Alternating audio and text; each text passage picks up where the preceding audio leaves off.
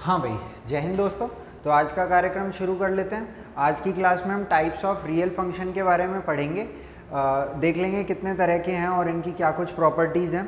फिर इनके domain range के बारे में भी साथ साथ देखते चलेंगे और इनके ग्राफ्स भी हम ड्रॉ कर लेंगे। ठीक है, अगर कुछ क्वेश्चंस लगता है जैसे कि कुछ पर्टिकुलर टाइप के फंक्शंस के लिए, तो कुछ क्वेश्चंस भी हम साथ साथ देख लेंगे। ठीक है, तो चलो स्टार्ट कर लेते हैं भाई। मैं यहाँ पे एक बार टॉपिक लिख देता हूँ, टाइप्स ऑफ फंक्शंस।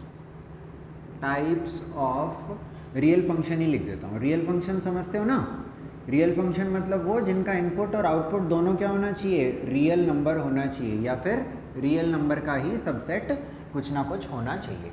ठीक है भाई, तो सबसे पहले देख लेते हैं नंबर 1 टाइप का रियल फंक्शन। इसको हम बोलते हैं कांस्टेंट फंक्शन। क्या बोलते हैं? Constant function. कांस्टेंट समझते हो ना? जो कि फिक्स्ड रहे, है ना, जो फिक्स्ड रहे, मतलब कि नो रिएक्शन टाइप का मनुष्य आप इसको समझ सकते हो, है ना। तो इसको हम रिप्रेजेंट कैसे करते हैं? F x is equal to c से, या फिर f x is equal to a से, जहाँ पे ये जो सी है ये एनी कांस्टेंट, कोई भी कांस्टेंट वैल्यू है। ठीक है, एनी कांस्टेंट वैल्यू है। इसका मतलब ये है कि जो हमारा आउटपुट है वो इनपुट पे डिपेंड ही नहीं करता। अगर जैसे कि सपोज आप इसमें, यही हमारा फंक्शन है, इसमें 1 इनपुट डालो तो भी आपको क्या मिलेगा?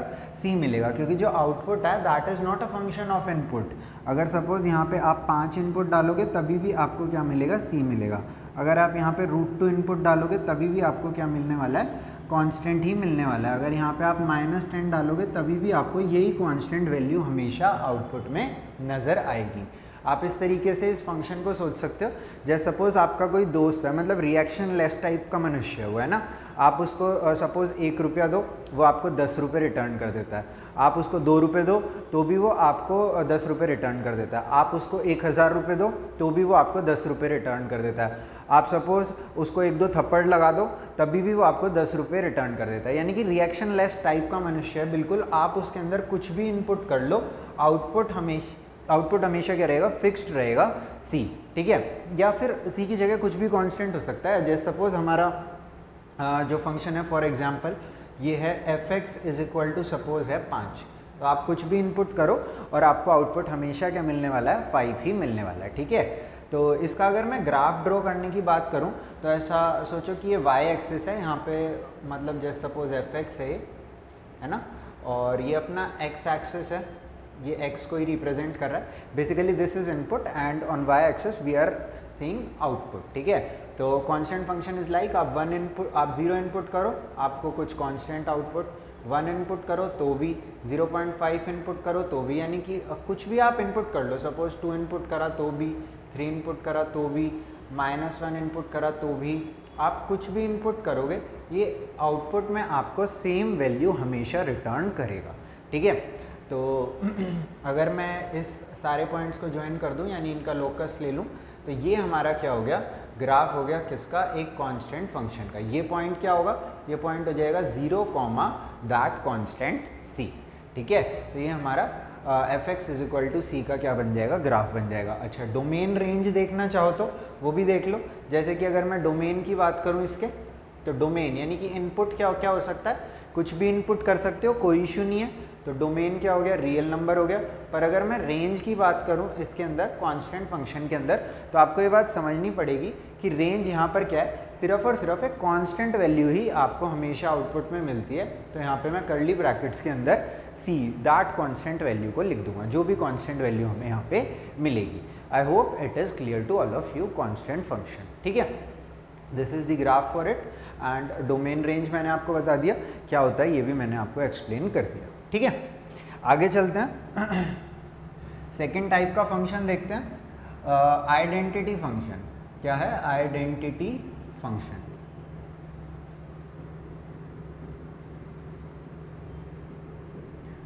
आइडेंटिटी फंक्शन को कैसे लिख सकते हैं हम? F x is equal to x से लिख सकते हैं। बेसिकली इट मीन्स दैट जो भी आप इनपुट करोगे आपको सेम वैल्यू आउटपुट में मिल जाएगी, है ना। जैसे कि सपोज आपने यहाँ पे इनपुट करा -1, तो आपको आउटपुट में भी -1 मिलने वाला है। सपोज आपने यहाँ पे इनपुट करा पाए, तो आपको आउटपुट में भी क्या मिलने वाला है? पाए ही मिलने वाला है। अगर सपोज आपने इनपुट करा 100, तो आपको आउटपुट भी क्या मिलेगा? 100 ही मिलेगा। अगर हम फ्रेंड के एग्जाम्पल से अगेन बात करें तो कैसा सोच सकते हैं, एक टिट फॉर टैट होता है ना कुछ, तो उसी टाइप का ये फ्रेंड है। जैसा आपको इसके साथ बिहेव करोगे सेम आपके साथ बिहेव करेगा। आप इसे 10 रुपये दो, ये आपको 10 रुपये दे देगा। आप इसे 10,000 रुपये दो, ये आपको वापस 10,000 रुपये दे देगा। आपने अगर इसको 2 थप्पड़ लगा दिए तो ये वापस आपको 2 थप्पड़ लगा देगा। समझ रहे हो? करना नहीं है ऐसा काम, पर बस समझाने के प्रोस्पेक्टिव से मैं आपको बता रहा हूँ, ठीक है, कि जो भी आपने इसको इनपुट दिया ये सेम आपको आउटपुट रिटर्न करेगा, ना कम ना ज़्यादा, ठीक है। तो अगर मैं इसका ग्राफ देखना चाहूँ तो ग्राफ देख लेते हैं। अगेन जो y एक्सेस पे मैं ये आउटपुट्स देख रहा हूँ, fx की वैल्यूज़, ऑन x क्या है हमारा इनपुट वैल्यूज़ है, ठीक है। तो अगर मैंने 1 इनपुट करा तो आउटपुट में भी 1, अगर 0 इनपुट करा तो आउटपुट में भी 0, अगर 2 इनपुट करा तो आउटपुट में भी 2, 3 इनपुट करा तो आउटपुट में भी 3, ठीक है। और इसी तरीके से पूरा प्रोसेस चलेगा। -1 इनपुट करा तो आउटपुट में भी -1, -2 इनपुट करा तो आउटपुट में भी -2 ही मेरे को मिल जाएगा, ठीक है। तो ये हमारा क्या हो जाएगा, अगर इन सारे पॉइंट्स को मैं ज्वाइन करता हूँ तो ये ग्राफ मेरा किसका हो जाएगा, एक कांस्टेंट फंक्शन का, सॉरी आइडेंटिटी फंक्शन का ग्राफ हो जाएगा। जैसा इनपुट वैसा क्या हो जाएगा, आउटपुट इसके अंदर हो जाएगा, ठीक है। अगर इसके अंदर भी मैं डोमेन और रेंज की बात कर लूँ तो देखो इनपुट हम कुछ भी कर सकते हैं। डोमेन क्या है, इनपुट वैल्यूज़, यहाँ पे भी कुछ भी इनपुट हो सकता है, नेगेटिव साइड भी कुछ भी इनपुट हो सकता है। और रेंज क्या है, आउटपुट वैल्यूज़, तो जो इनपुट कर रहे हैं वही आउटपुट है। तो ये भी हमारा क्या हो जाएगा, रियल ही आउटपुट हो जाएगा। Real numbers input, real numbers output में भी हमें मिलेंगे। I hope identity function is also clear to you, ठीक है। चलूँ आगे, नेक्स्ट टाइप का फंक्शन देख लेता हूँ। अरे मैं थोड़ा स्पेलिंग के लिए कॉन्शियस रहता हूँ, ठीक है, स्पेलिंग मेरे से बहुत गलत हो जाती हैं। मॉडुलस फंक्शन, अगले का नाम है मॉडुलस फंक्शन। तो मॉडुलस फंक्शन इस तरीके से हम देख सकते हैं। मॉडुलस बेसिकली मीन्स मैग्नीट्यूड, जो किसी भी चीज़ का मैग्नीट्यूड हमको दिखाता हो इर्रिस्पेक्टिव ऑफ इट्स डायरेक्शन। यानी कि मॉडुलस फंक्शन एक इस टाइप का फंक्शन है जिसके लिए पॉजिटिव और negative both are same thing. यानी कि सपोज़ एक मॉडुलस फंक्शन का एग्जांपल दे रहा हूँ आपको।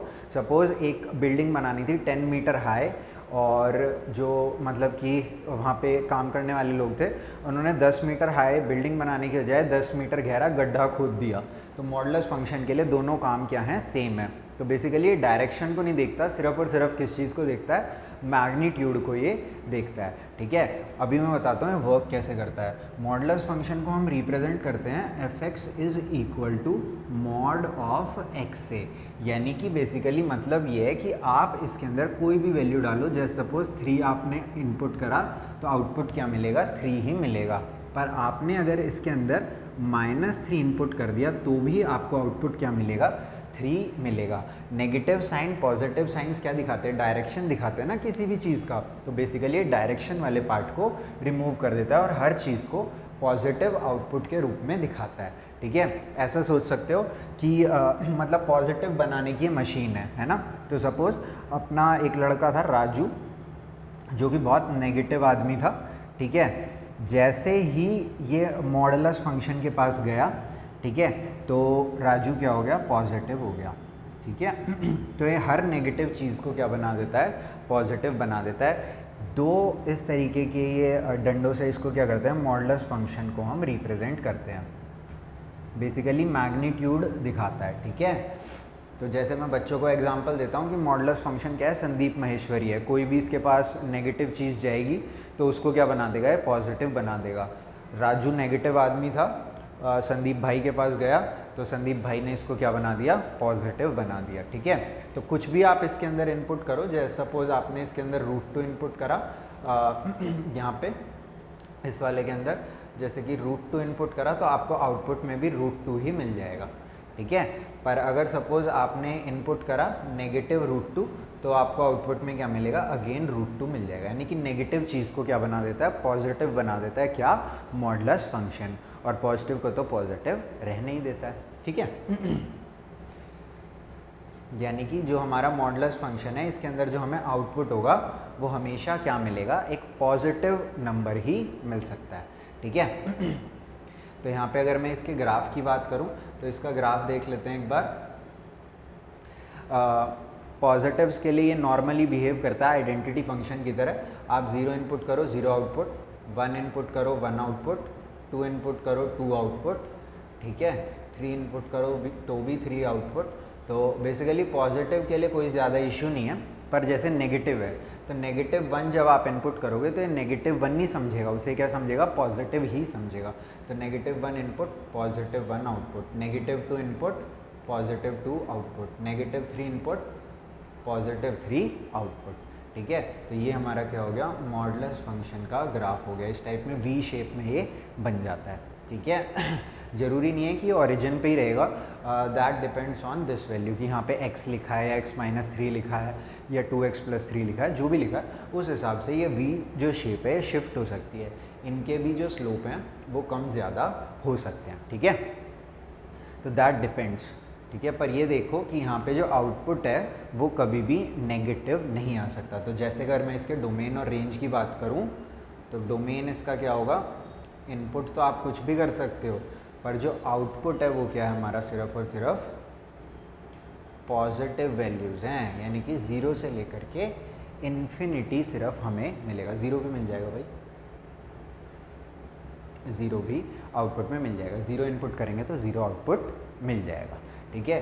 यानी कि non negative real numbers output में यहाँ पे हमें मिलते हैं, ठीक है। नॉन नेगेटिव मीन्स इधर पॉजिटिव और 0, ठीक है। तो मॉडुलस फंक्शन आई होप आपको क्लियर हो गया होगा, ठीक है। नेगेटिव चीज़ को क्या बना देता है, पॉजिटिव बना देता है, ठीक है। एक दो सवाल देखते हैं इसके। जैसे सपोज हमारे पास एक मॉडुलस फंक्शन है x-3 का मॉड, ठीक है। तो अगर अपने पास x-3 का मॉड है, अच्छा मॉडुलस फंक्शन को सॉल्व करने का भी एक तरीका होता है, तो वो भी मैं आपको बता देता हूँ, क्योंकि आप इसको हर जगह इस तरीके से तो ऑपरेट करा नहीं सकते। तो इसको किस तरीके से ऑपरेट करा सकते हैं वो एक बार हम देख लेते हैं। इसको थोड़ा साइड में कर देता हूँ।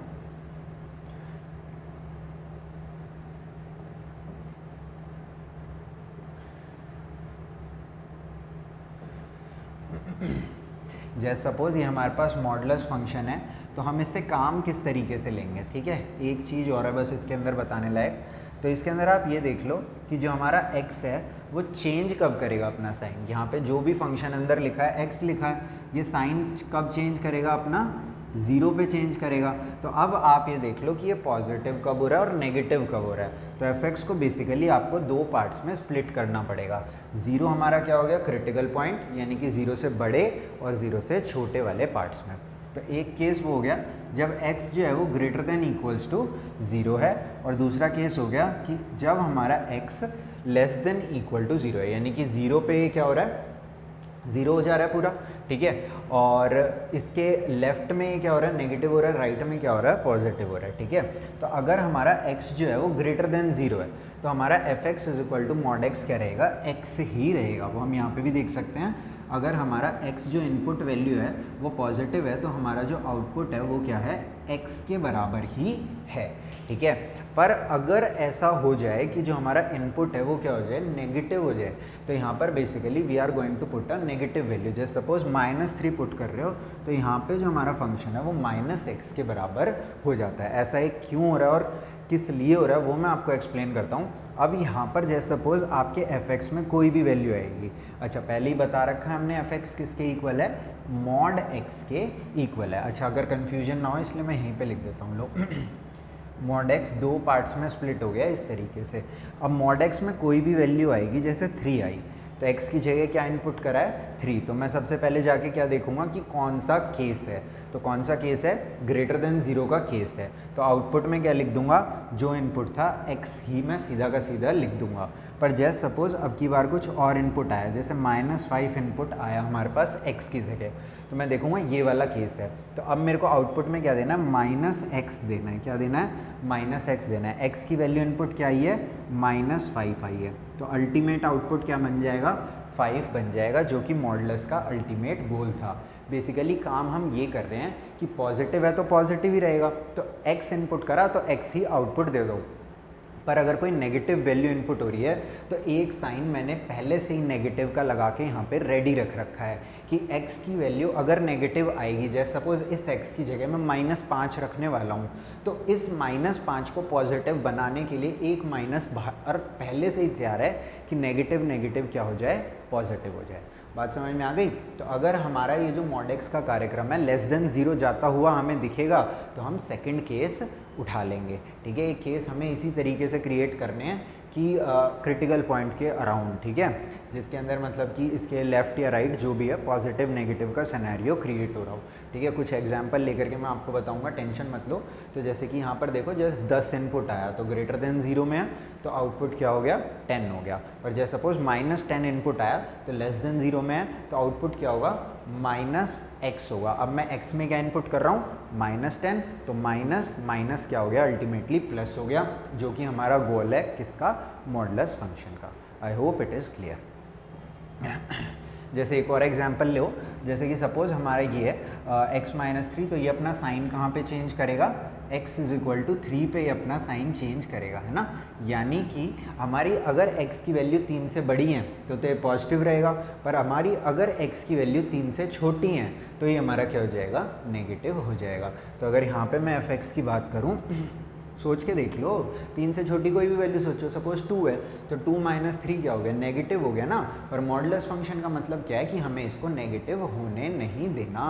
ठीक है, तो यहाँ पर देखो f(x) को हम दो पार्ट्स में स्प्लिट कर लेंगे। एक किस में, जब x हमारा क्या है, ग्रेटर देन इक्वल टू 0, और एक क्या है जब हमारा x less than equal to 0। जब सॉरी 3 पे हो रहा है ना चेंज। ठीक है, तो एक जब हमारा x 3 से बड़ा है और एक जब हमारा x 3 से छोटा है। जब जैसे 3 से बड़ा है सपोज, है ना, तो 4 डाल के देखो तो कोई फ़र्क पड़ रहा है, नहीं पड़ रहा, आंसर क्या आ रहा है, पॉजिटिव आ रहा है ना। तो यहाँ पे आप इसको डायरेक्टली x-3 लिख सकते हो, है ना, क्योंकि यहाँ पे अल्टीमेटली हमारा आंसर क्या आएगा, पॉजिटिव आएगा। सपोज़ कोई भी इनपुट लो आप x की जगह, सपोज़ आपने x की जगह 10 इनपुट लिया, तो इसमें देखो अगर 10 किसका केस बन रहा है इसका, तो यहाँ पे 10 - 3 दैट इज़ पॉजिटिव, वही हमारी मॉडुलस फंक्शन की रिक्वायरमेंट होती है। पर अगर हमारा लेस देन 3 का केस बन रहा हो तो देखो कैसे होगा भाई, हम यहाँ पे एक माइनस पहले से तैयार लगा के रखेंगे।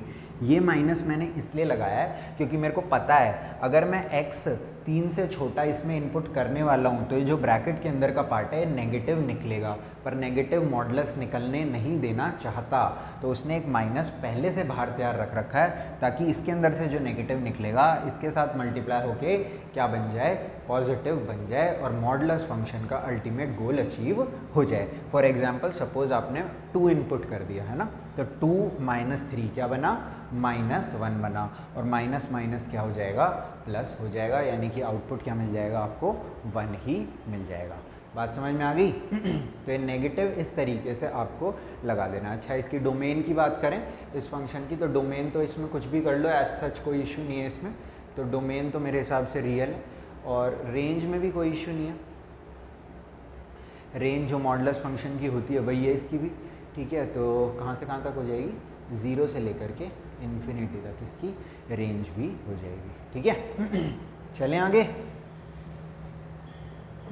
और क्वेश्चन ले लें एक आधा मॉडुलस का, एक और ले लेते हैं। ठीक है,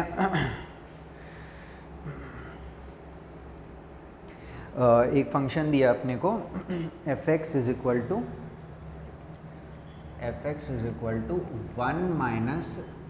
- x + 2 दे रखा है सपोज। ठीक है, सबसे पहले आपको इसको स्प्लिट करके दिखाता हूँ, फिर इसकी डोमेन रेंज की बात फिर करेंगे। ठीक है, तो देखो सबसे पहले अपना क्रिटिकल पॉइंट मार्क करो, तो ये 0 कब हो रहा है, x = -2 पे, यानी कि -2 के लेफ्ट में और राइट में ये मॉडुलस फंक्शन अपने साइन बदलने की कोशिश करेगा, पर आपको उसको बदलने नहीं देना, आपको आउटपुट हमेशा क्या रखना है, पॉजिटिव रखना है। ठीक है, तो यहाँ पर देखो f(x) = 2 केस बन जाएंगे। एक कब, जब x जो है वो -2 से बड़ा है, और एक कब, जब x जो है हमारा -2 से छोटा है। -2 से x की बड़ी कोई भी वैल्यू सोचो, सपोज 0, तो हमारा आंसर क्या आ रहा है, पॉजिटिव, यानी कोई फ़र्क ही नहीं पड़ रहा। तो जैसा हमारा फंक्शन था मैं इसे एज इट इज़ रहने दूंगा। ठीक है, मॉडुलस में तो पॉजिटिव निकल रहा है, ऑल्दो यहाँ पे एक नेगेटिव साइन लगा हुआ है, उससे मेरे को कोई मतलब नहीं है, इसके अंदर से पॉजिटिव निकलना चाहिए। ठीक है। तो इसके अंदर से तो अगर मैं 2 से छोटी वैल्यू -2 से बड़ी वैल्यू इनपुट करूँगा तो आउटपुट मेरा क्या निकल रहा है, पॉजिटिव ही निकल रहा है। तो that was the ultimate goal. पर अगर मैं -2 से कोई छोटी वैल्यू इनपुट कर देता हूँ, जैसे सपोज मैंने -3 इनपुट कर दी, तो यहाँ पे -3 + 2 क्या हो गया, -1 हो गया। पर हमें तो माइनस नहीं चाहिए ना, हमें क्या चाहिए, प्लस में इसके अंदर से आउटपुट चाहिए, इसके अंदर से। तो मैं यहाँ पे क्या करूँगा, 1 माइनस था यहाँ पे, तो इसका साइन चेंज कर दूंगा प्लस में, और यहाँ पे क्या लिख दूंगा, x + 2 लिख दूंगा।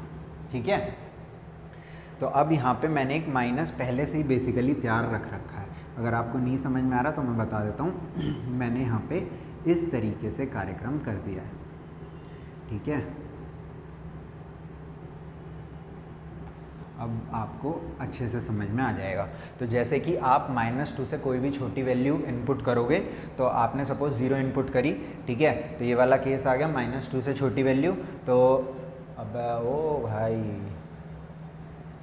-2 से छोटी वैल्यू 0 होती है क्या, देख रहे हो मेरी तेज दिमाग। -2 से कोई भी छोटी वैल्यू इनपुट करी, सपोज -3 इनपुट करी, तो यहाँ पे क्या आ गया, negative.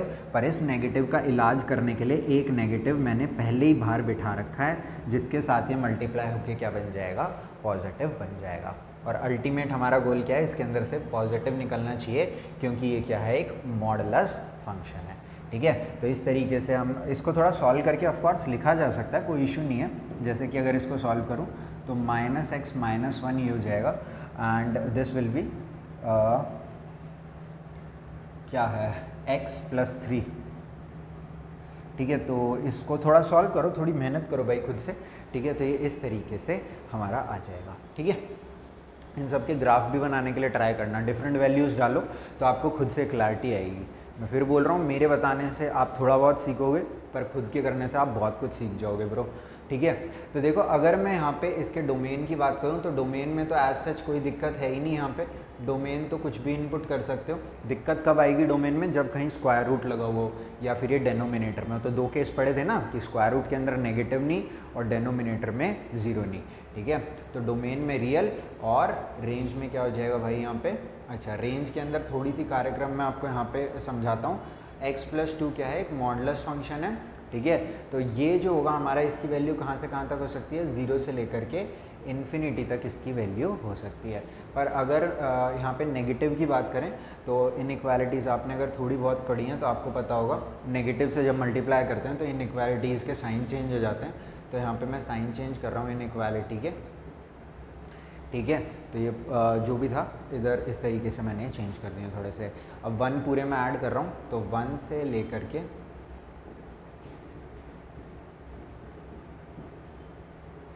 1 - infinity will be -infinity. तो बेसिकली -इन्फिनिटी से 1 इसका आंसर आ सकता है, -इन्फिनिटी से 1 इसका आंसर आ सकता है। This will be the range. I hope it is clear. ठीक है। इनके ग्राफ्स बनाने की ट्राई करना भाई, इसका भी और इसका भी। ठीक है। चलें आगे। तो दिस वाज मॉडुलस फंक्शन। एक फंक्शन और देखते हैं, 4th वन। इसको बोलते हैं ग्रेटेस्ट इंटीजर फंक्शन। क्या बोलते हैं, greatest integer function. Integer function. तो greatest integer function is basically like, मैं आपको थोड़ा सा एक्सप्लेन कर देता हूँ, इसके अंदर कभी कभी कन्फ्यूजन हो जाती है। ठीक है। तो थोड़ी सी बस मेरी बात ध्यान से सुन लेना, 1 सेकेंड भाई बस।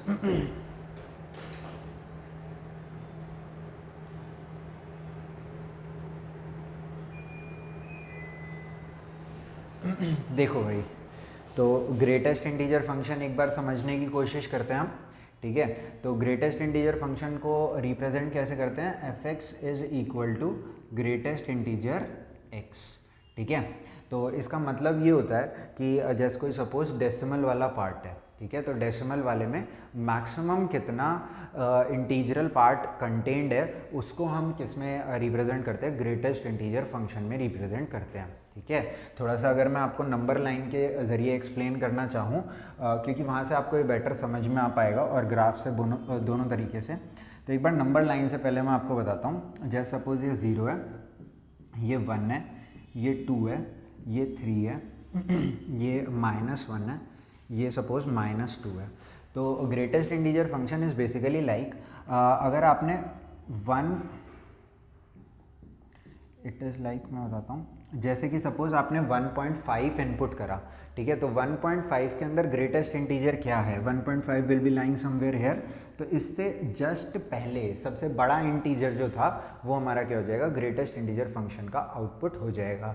कहने का मतलब ये है कि जैसे कि अगर मैं लिखूँगा greatest integer function of 1.5 it will be equal to 1, अगर मैं लिखूँगा greatest integer function of 1.4 it will also be equal to 1, अगर मैं लिखूँगा greatest integer function of 0.0001 so it will also be equal to 1, अगर मैं लिखता हूँ 1.99999999 तो this will also be equal to 1 यानी कि इस पूरे कार्यक्रम के बीच में ये हमेशा पिछले ग्रेटेस्ट इंटीजर पे जा कर के रुक जाएगा।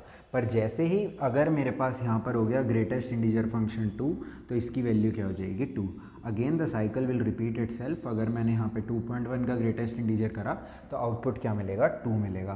कहने का मतलब ये है 2 से 3 के बीच में हमेशा आउटपुट कहाँ पे रिटर्न होगा, 2 पे आउटपुट रिटर्न हो जाएगा। 2.9 भी क्या हो जाएगा, 2 ही ग्रेटेस्ट इंटीजर हो जाएगा। ठीक है, तो आई होप ये तो आपको समझ में आ गया होगा। गलती आप कहाँ पे करोगे, जब नेगेटिव का पार्ट आएगा। ठीक है, तो अभी मैंने आपको क्या बताया, जस्ट 7.9 का ग्रेटेस्ट इंटीजर क्या हो गया 7, 11.4 का क्या हो गया 11, 19.3 का कितना हो गया 19, 19.99 का कितना हो गया 19। ठीक है पर नेगेटिव के अंदर थोड़ी सी कन्फ्यूजन कभी कभी आपको हो सकती है, जैसे कि अगर सपोज 0 पॉइंट नेगेटिव ऑफ -0.5 है तो इसका 0 नहीं होगा, इसका -1 होगा। बात समझ में आ गई। -0.7 है तो इसका क्या होगा -1 हो जाएगा। सपोज -1.2 है तो आपको लग सकता है कि इसका क्या होगा -1 होगा, पर -1 नहीं होगा। अगर -1.2 है तो ये -1 और 2 के बीच में लाया कर रहा है तो इसका ग्रेटेस्ट इंटीजर क्या हो जाएगा -2 हो जाएगा। आपको इससे जस्ट पहले जो भी आपका डेसिमल पार्ट है उससे जस्ट पहले जो भी सबसे बड़ा इंटीजर प्रेजेंट था वही किसकी वैल्यू हो जाती है, ग्रेटेस्ट इंटीजर फंक्शन की वैल्यू हो जाती है। एक बार ग्राफ के ज़रिए इसको समझने की कोशिश करते हैं।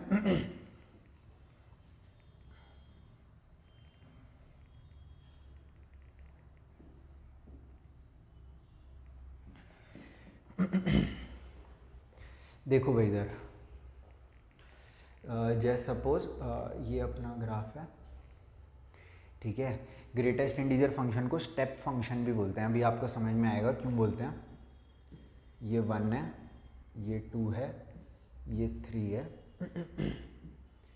ये -1 है, ये -2 है,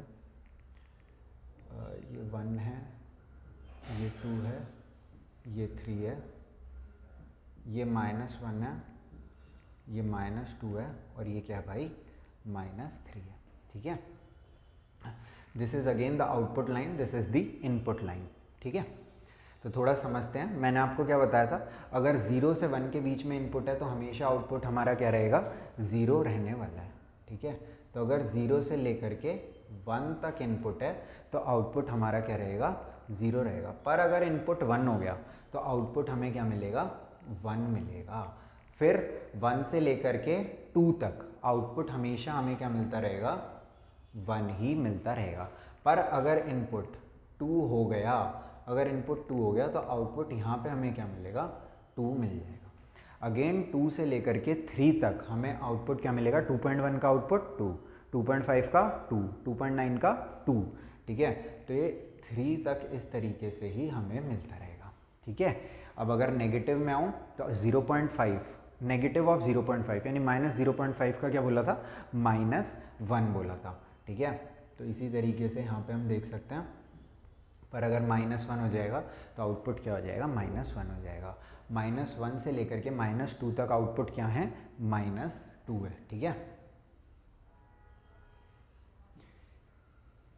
अगर -1 इनपुट तो -1 ही आउटपुट। पर अगर सपोज -1.1 हो गया तो -1.1 से जस्ट छोटा इंटीजर कौन सा है -2, तो आउटपुट विल गो देयर। ठीक है, तो आप देख ही रहे हो थोड़ा स्टेप टाइप बन गया है, तो इसीलिए इसको स्टेप फंक्शन भी बोलते हैं। ठीक है, ये क्या है स्टेप फंक्शन है हमारा। ठीक है, एक क्वेश्चन देखते हैं इसका। अच्छा, डोमेन रेंज देख लेते हैं पहले। तो तो डोमेन में तो बेसिकली कुछ भी इनपुट कर सकते हैं हम, रियल वैल्यू, ठीक है। पर रेंज के अंदर अगर हम देखें तो रेंज में हमें आउटपुट कैसा मिल रहा है, या तो 0 मिल रहा है, देन 1, देन 2, देन -1, -2, -3, इस टाइप के हमें आउटपुट्स यहाँ पर मिल रहे हैं। यानी कि जो रेंज है वो क्या हमारी सिर्फ और सिर्फ इंटीजर है, ठीक है। कभी भी 1.1 आउटपुट नहीं मिलेगा। 1.1 अगर इनपुट हुआ तो आउटपुट क्या मिलेगा, 1 मिलेगा। किसके अंदर, ग्रेटेस्ट इंटीजर फंक्शन के अंदर। आई होप इट इज़ क्लियर। अच्छा, एक फंक्शन है इसके अंदर जैसे क्वेश्चन टाइप है, ठीक है। एक फंक्शन होता, इसको हम इस तरीके से लिखते हैं और इसको हम रिप्रेजेंट करते हैं कुछ इस तरीके से, स्टेप एक्स बोलते हैं आई गेस, ठीक है। तो x minus greatest integer x।